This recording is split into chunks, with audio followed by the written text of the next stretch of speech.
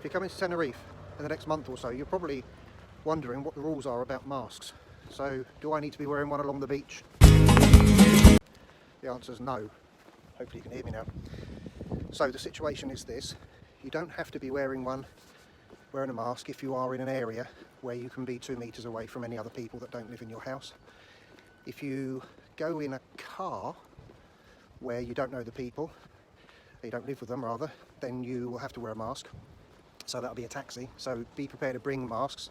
You can go down the beach, but again, I think you've got to keep the 2 meter distance between your group. So as an example, there's a family just walking to my left now, no masks on, which is obviously okay because we're outside in the open.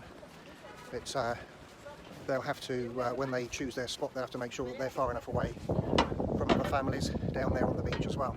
If you go into a shop, you'll find there's some gel, hand gel, you'll have to use that.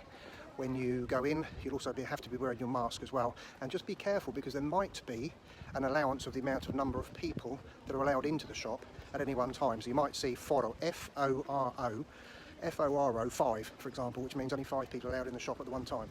Some shops are only allowing 1 person in. You just need to be aware of that. So don't forget to bring some masks over with you because you will need them. Put it on in the taxi, put it on in the bus, put it on your coach when you're coming over.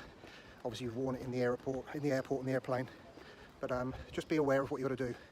And if you're walking in the street, you don't actually, I think you are supposed to be wearing them, but if you can maintain a 2 meter distance, I don't think there's so much of a problem. But if you go into a restaurant or a cafe, you can take them off. That's perfectly acceptable as well. Obviously, if you're in a rental car and you're renting the car and you're driving the car with another family member that you live with, then it's acceptable not to be wearing one as well. But if you've got someone in the car, like I said earlier, taxi driver, they'll be wearing one and you'll need to wear one as well. If you run out of masks, you can buy them from the pharmacies, so they're the shops with the green cross on the outside. And if you want to buy one there should be, I think it's a legal requirement, they should be no more than 95 cents each. So make sure you go to a proper pharmacy. You'll see them in all the streets anyway. The one with the green flashing cross, they tend to be flashing. The one with the green cross anyway on the outside. If you go to a proper one of them, you shouldn't get ripped off 95 cents per mask. In fact, as you'll see, they're, well, in the one I went to this morning, so I had to buy one for a customer, they actually bought out the mask out of the clear plastic bag, put it in a paper bag for me, and they were using tweezers or pincers for getting the mask out of the clear bag so that they didn't touch it.